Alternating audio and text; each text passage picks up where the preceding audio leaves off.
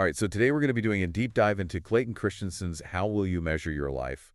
And we're really going to look at how these theories, which are often applied to business, can actually help philosophers, build a more fulfilling life. And I've got our expert on innovation and strategy here to help us unpack it all. Yeah, I think it's going to be a fascinating discussion. So the first theory that really stood out to me was just because you have feathers, where Christensen uses this analogy of early aviators who, were strapping on wings and feathers and thinking that would make them fly. Right. They saw the correlation, birds have wings, birds fly, but they totally overlooked like that causal mechanism, the lift. And Yeah. that's where Christensen says we need these robust theories, that help us understand the why, not just the what.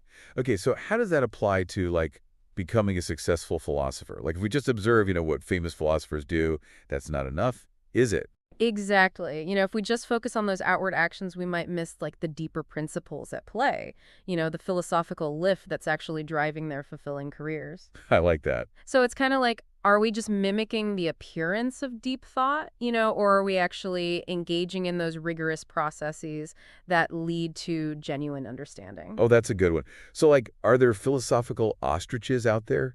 Like, people who look the part but haven't quite achieved intellectual flight? That's a great way to put it. Yeah, those who maybe focus on like the trappings of philosophy but haven't really grappled with its core principles.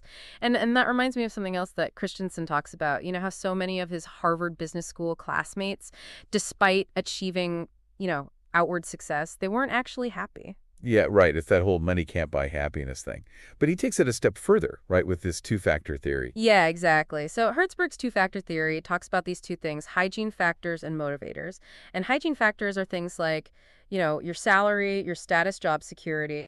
Right, the base. Important, but not fulfilling on their own. So think of it this way, you need clean water to survive, but, just drinking water all day isn't going to make you thrive. Yeah, makes sense. So it's those motivators, that actually provide, that real satisfaction. So for a philosopher, would that be like the challenge of tackling complex ideas or, the feeling of making a real contribution to knowledge? Absolutely. It's about finding those intrinsic rewards, in the work itself. And this applies whether you're in academia or exploring philosophy in other settings. Right. Are you chasing, external validation, or are you driven by this genuine love for the pursuit of truth? Yeah, that's such a crucial question for any philosopher, I think. Okay, so Shifting gears a bit, Christensen talks about this really interesting story of Honda entering the U.S. motorcycle market. They were initially like targeting Harley-Davidson customers, but ended up finding huge success with this Super Cub, appealing to like a totally different segment. Right, right. So it's like, even with a well-thought-out plan, sometimes you have to kind of pivot based on what reality throws at you. Absolutely. But how does that apply to a philosopher, though? We're not selling motorcycles. Well, think about like your research. You might start out with a specific question in mind, a clear path, but then what happens when you stumble upon this unexpected connection, or a new line of inquiry that wasn't part of your original plan? Right. Do you like rigidly stick to that initial trajectory, or do you allow yourself to kind of be pulled in a new and potentially more fruitful direction? It's that intellectual curiosity, right? Like being open to those new avenues, even if they weren't on the original roadmap. Yeah. I guess that could even apply to, choosing which philosophical problems to tackle in the first place, right?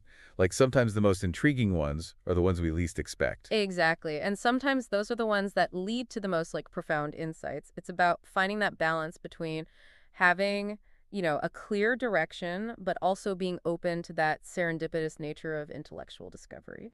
Yeah, it's like you set off on a journey, but you're also willing to adjust course based on, the intellectual terrain that you encounter along the way. That's a great way to put it. It's like a philosophical choose your own adventure where the most fulfilling path might not be the one you initially set out on. Okay, so we talked about, finding those right problems and being open to new directions, but Christensen also talks about this whole idea of resource allocation. Right?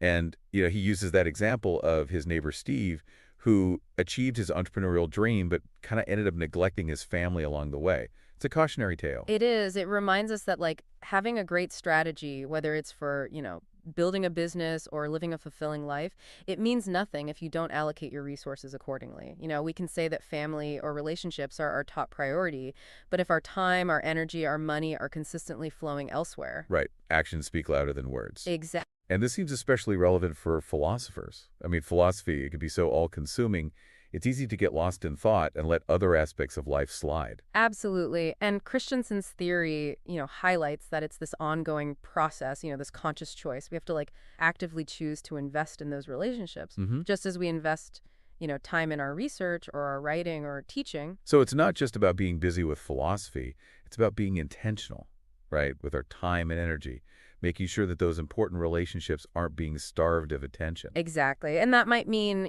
setting boundaries or creating dedicated time for loved ones or making sure our philosophical pursuits, don't come at the expense of our personal lives. It's about finding that balance. Okay, so this next theory is called jobs to be done. And this one is so simple, but it has really profound implications. Yeah. So Christensen talks about how this fast food chain was struggling to improve its milkshakes. They did all these taste tests and, nothing seemed to work Right. until they realized that they weren't just selling milkshakes.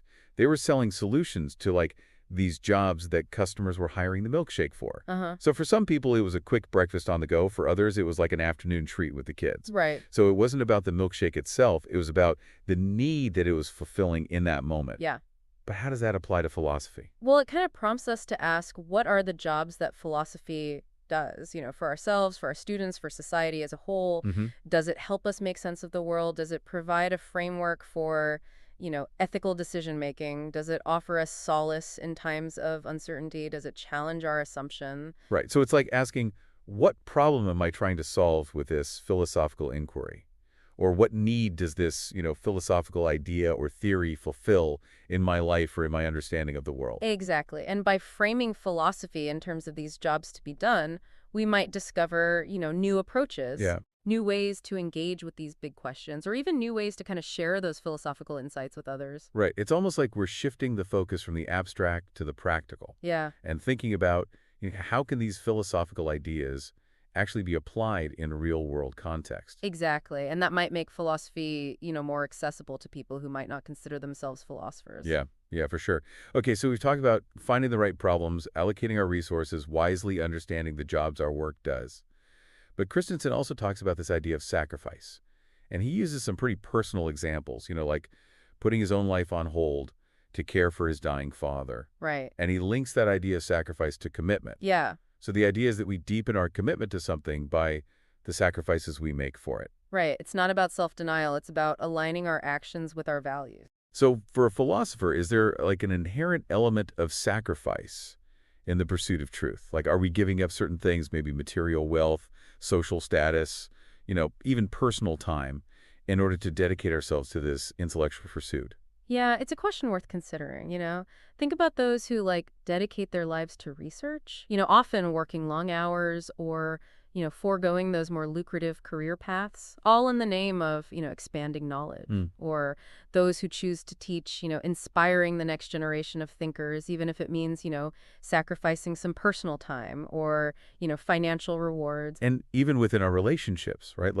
There might be sacrifices involved in supporting a partner's philosophical work Sure. or in creating the space and time for deep thought and contemplation. Absolutely. And, Christensen's theory suggests that these sacrifices, when they're aligned with our deepest values, can actually enrich our lives and deepen our commitment to our pursuits and even strengthen those relationships. Yeah. It's about, making those conscious choices that reflect our priorities. Okay, shifting gears again. Christensen uses this fascinating analogy of Dell outsourcing more and more of its operations to ASUS, Right. and ultimately, losing its own PC-making capabilities and being overtaken by, its former supplier. It's a cautionary tale, about the dangers of just focusing on resources and efficiency without also cultivating the capabilities, the processes, the skills, that allow you to create value. So it's not just about having the tools, it's about knowing how to use them. Right. But how does that apply to a philosopher? Well, think about it this way, is it enough to just read philosophical texts and attend lectures?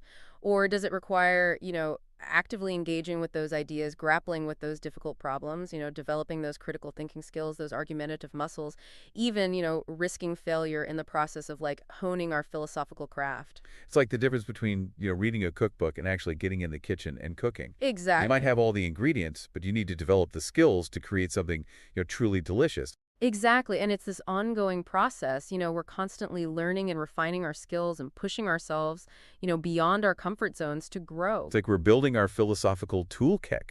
and making sure we know how to use each tool. Exactly. And that toolkit includes, not just knowledge and skills, but also intellectual curiosity, that willingness to experiment, that openness to new ideas and approaches. Okay, this next theory is about the power of culture.